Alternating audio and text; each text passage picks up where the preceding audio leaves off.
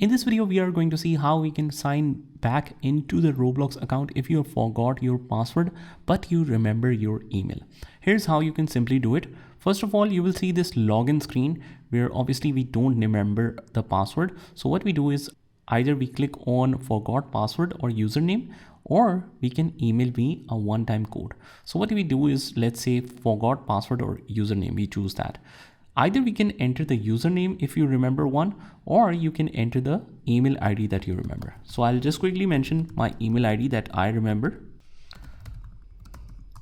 And this is basically used if you want to recover your account. That means it should be able to ask you the password again. So you can enter a new password and you can just reset your password this way.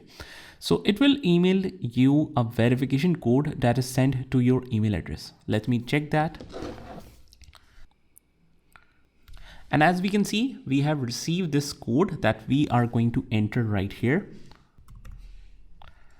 So we have entered that, and immediately we can get and save the passkeys for the next time for the easier access. But let me just cancel this.